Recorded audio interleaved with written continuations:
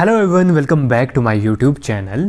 तो ये वीडियो होने वाली है आपकी कि आपकी लास्ट 15 डेज़ की क्या स्ट्रैटेजी होनी चाहिए एचपीयू बीएड एंट्रेंस टेस्ट 2025 को क्लियर करने के लिए। जैसे कि आप सभी को पता है, आज है 12 मई, ठीक है, और अब आपके पास ऑलमोस्ट 15 डेज़ ही बचे हैं, यानी कि जो 27 मई को आपका जो एग्ज़ाम होने वाला है एचपीयू बीएड एंट्रेंस का। तो आपकी लास्ट 15 डेज़ की क्या स्ट्रैटेजी होनी चाहिए जिसकी बदौलत आप एक गवर्नमेंट सीट ले सको, ठीक है। तो इस पीडीएफ में कुछ ज़्यादा नहीं है, बस मैंने इसमें आपको एक सिलेबस का ओवरव्यू दिया है, लेकिन आपको ज़्यादा फोकस करना है मेरी बातों पर, यानी कि मैं क्या बोल रहा हूँ, ठीक है। तो बस अगर एक सिलेबस का ओवरव्यू ले ले हम, कि जैसे कि 5 सेक्शन आते हैं इसमें, आपको पता ही होगा कि 5 सेक्शन आते हैं आपके। तो इसमें अगर हम बात करें कि कौन सा सेक्शन आपका सबसे ज़्यादा वेटेज रखता है, तो ये हो गया आपका टीचिंग एप्टीट्यूड एंड एटीट्यूड वाला सेक्शन। इसमें क्या रहता है आपका कि जो ये सेक्शन है ये रहता है आपका 40 मार्क्स का, यानी कि जो वाला सेक्शन है ये मोस्ट इंपॉर्टेंट सेक्शन आपके लिए रहता है। तो यहाँ पे बहुत सारे बच्चे ऐसे होंगे जिनकी प्रेपरेशन पूरी 100% हो गई होगी, कई ऐसे होंगे जिनकी 50% प्रेपरेशन हुई होगी, कई ऐसे भी बच्चे होंगे जिन्होंने जिनकी प्रेपरेशन अभी 0% हुई होगी। तो अगर मैं अपने आप से खुद कंपैरिजन करूँ लास्ट ईयर के मुकाबले, तो जो मेरी प्रेपरेशन थी वो मेरी प्रेपरेशन भी ऑलमोस्ट 5 से 10% ही थी लास्ट के 10 to 15 डेज़ में। तो मैंने ऐसा क्या करा लास्ट के 15 डेज़ में जिस बदौलत मुझे गवर्नमेंट सीट मिल पाई, वही मैं आपके साथ शेयर करूँगा, ठीक है। तो सबसे पहले तो वही हो गए स्टूडेंट्स जो कि जिनका सिलेबस ऑलमोस्ट कवर हो चुका है। उनको क्या करना है कि ज़्यादा से ज़्यादा फोकस एमसीक्यू सॉल्व करने पर करना है, क्योंकि आपने देखा होगा कि मैं अपनी वीडियोस में क्या करता हूँ, मैं हमेशा ज़्यादातर थ्योरी पढ़ाने पे ज़्यादा फोकस करता हूँ, क्योंकि मेरे अकॉर्डिंग आप एमसीक्यू तब तक सॉल्व नहीं कर पाओगे जब तक आपको थ्योरी ही पता नहीं होगी, ठीक है। तो अब जिनका सिलेबस कवर हो चुका है उनको क्या करना है कि ज़्यादा एमसीक्यू पर फोकस करना है, यानी कि जो पीवाईक्यूज़ आ रखे हैं उनको आपने ज़्यादा से ज़्यादा सॉल्व करने की ट्राई करनी है। लास्ट 5 ईयर्स हो गए आपके, कि अगर आप लास्ट 5 ईयर्स के कर लोगे तो मोर देन इनफ है वो आपके लिए। और आपको क्या करना है, जैसे कि अलग अलग सेक्शन है आपका, जैसे कि जनरल अवेयरनेस वाला हो गया, इसमें जो आपका मेनली एचपी और इंडिया का जीके पूछा जाता है।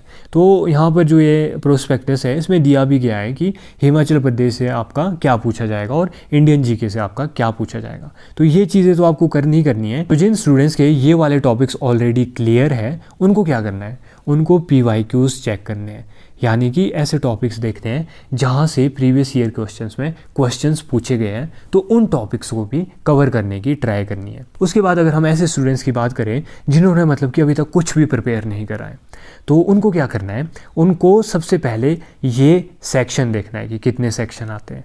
उसके बाद सबसे ज़्यादा फोकस किस पे करना है आपको, कि ज़्यादा ऐसे नहीं बोलूँगा मैं आपको कि पूरा आपने उसमें डूब जाना है, कि हर एक सेक्शन के लिए थोड़ी थोड़ी टाइमिंग रखनी है। जैसे कि आपका टीचिंग एप्टीट्यूड एंड एटीट्यूड वाला सेक्शन हो गया, अगर आपने कि कुछ देखा तक नहीं है, कि अगर आपको कुछ आता भी नहीं है कि टीचिंग एप्टीट्यूड एंड एटीट्यूड में कैसे क्वेश्चंस आते हैं, आपको क्या करना है, लास्ट 5 ईयर के क्वेश्चन पेपर उठाने हैं।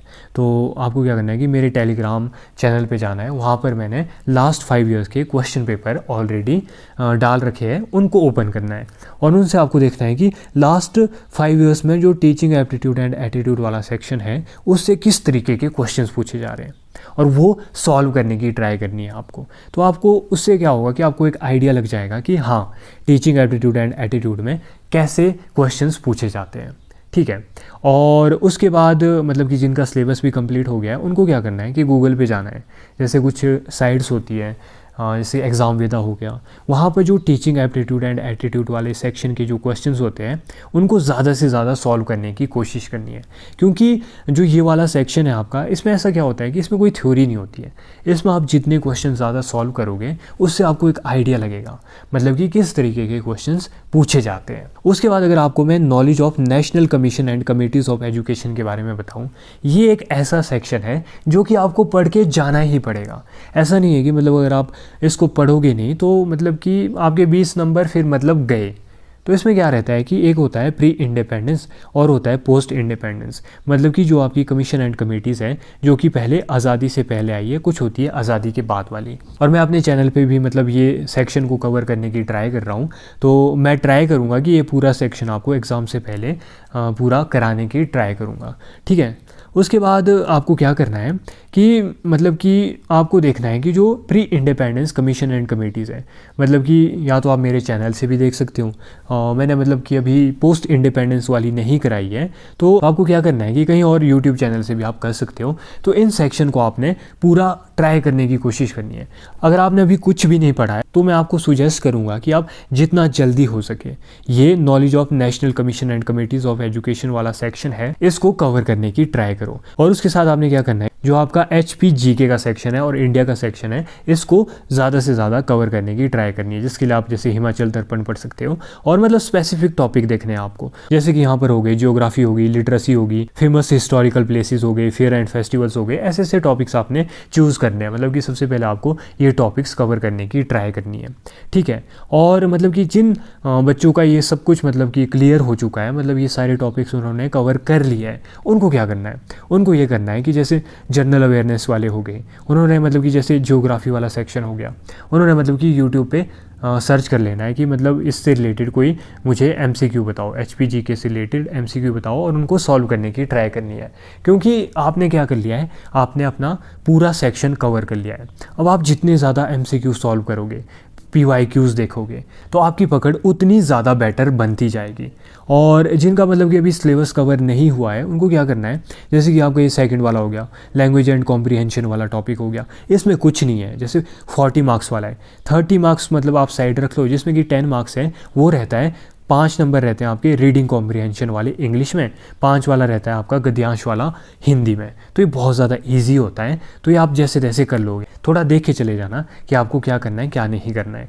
और बाकी मैंने आपको स्ट्रेटेजी बता रखी है, हिंदी इंग्लिश की भी बता रखी है कि कौन से टॉपिक ज़्यादा आ रखे हैं लास्ट 5 ईयर में, तो उस वीडियो को भी आपने चेक कर लेना है। और उसको पता है कैसे सॉल्व करना है, आपने उसको ऐसे सॉल्व करना है कि फॉर एग्जाम्पल मैंने आपको बता रखा है कि आपको समास पूछा जा रहा है, लास्ट 5 ईयर से समास वाला टॉपिक पूछा जा रहा है।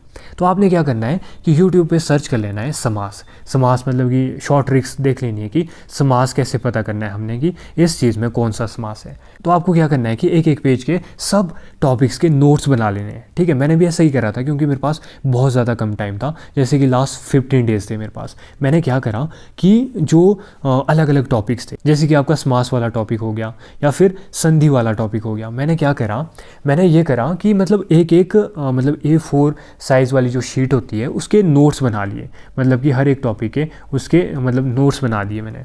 तो उस तरीके से आपको कवर करते जाना है और आपको ये पता लग जाएगा कि कौन कौन से टॉपिक्स इंपॉर्टेंट है। उसके लिए आप मेरी मतलब कि इंग्लिश वाली स्ट्रेटेजी, हिंदी वाली स्ट्रेटेजी और मैथ्स एंड रीजनिंग वाली स्ट्रेटेजी भी आप मेरे चैनल पे जाके देख लेना। तो आपने क्या करना है कि हर एक टॉपिक के मतलब कि A4 शीट पे मतलब कि वो बना देने हैं, शॉर्ट शॉर्ट नोट्स बना देने हैं, ठीक है। तो ये हो गया आपका हिंदी इंग्लिश वगैरह, इस तरीके से हो जाएगा आपका, और मैथ्स भी हो जाएगा आपका इस तरीके से। और जो knowledge of national commission and committees हो गया, इसको तो आपको पढ़ना ही पड़ेगा। आप जितना मतलब इसको कवर करने की ट्राई कर सकते हो वो आपने ज़रूर करना है। और जो आपका मेनली HP GK और इंडियन GK हो गया, जिन्होंने तो मतलब ये सेक्शन कवर कर लिया है, उनको मतलब कि ज़्यादा से ज़्यादा MCQ सॉल्व करने हैं। पहले तो वो सॉल्व करने हैं जो कि PYQs में आ रखे हैं, फिर उसके बाद वो सॉल्व करने हैं जो डिफरेंट एग्जाम्स में आ रखे हैं, ठीक है। उसके बाद जो आपका टीचिंग एप्टीट्यूड एंड एटीट्यूड वाला सेक्शन हो गया, ये तो बस आपको प्रैक्टिस से ही आएगा और उसके लिए आप मतलब एग्जाम वेदा पे जा सकते हो। और जितने ज़्यादा आप सॉल्व करोगे इसके PYQs, उतना आपका ये स्ट्रॉन्ग पोर्शन बनता जाएगा, ठीक है। और जिनका सिलेबस कवर हो चुका है उनको क्या करना है, उनको मॉक टेस्ट लगाने हैं। मतलब कि कुछ पेड मॉक टेस्ट भी होते हैं और कुछ फ्री मॉक टेस्ट भी होते हैं। आप ऐसे कर सकते हो कि फॉर एग्जांपल आप टीचिंग एप्टीट्यूड एंड एटीट्यूड वाला सेक्शन वाला मॉक टेस्ट लगा सकते हो। मतलब कि इससे आपको पता लगेगा कि जो आप क्वेश्चन कर रहे हो वो मतलब कितने % तक आपके सही हो रहे हैं और आपको कहाँ इम्प्रूव करने की ज़रूरत है। मतलब कि आप हर सेक्शन के मॉक टेस्ट लगा सकते हो। और जैसे मैथ्स एंड रीजनिंग वाला पोर्शन है, कईयों का होता है कि जो मैथ्स वाला पोर्शन है वो स्ट्रॉन्ग नहीं होता है। स्पेशली अगर मैं अपने बारे में बात करूँ, मेरे पास मेडिकल है और मेरा मतलब कि मैथ्स वाला पोर्शन उतना स्ट्रॉन्ग नहीं था, लेकिन कईयों का मैथ्स वाला पोर्शन बहुत ज़्यादा स्ट्रॉन्ग होता है। तो जिनका मैथ्स वाला पोर्शन स्ट्रॉन्ग नहीं है उनको क्या करना है, उनको मतलब पढ़ना तो पड़ेगा। तो जैसे मतलब कि डिफरेंट टॉपिक्स हो गए, मतलब आपने PYQs उठाने हैं। उससे क्या करना है आपको, जैसे कि स्पीड एंड टाइम वाला क्वेश्चन हो गया, तो आपने बस यूट्यूब पे सर्च कर लेना है कि इससे रिलेटेड मतलब कि क्या फॉर्मूला रहता है इसका और इसके क्वेश्चन किस तरीके से सॉल्व कर सकते होते हैं, और वही सेम मतलब कि A4 साइज़ की जो शीट होती है आपकी, उसमें एक एक साइड के आपने नोट्स बना लेने हैं हर टॉपिक के, क्योंकि आपको पढ़ना तो ये पड़ेगा ही पड़ेगा।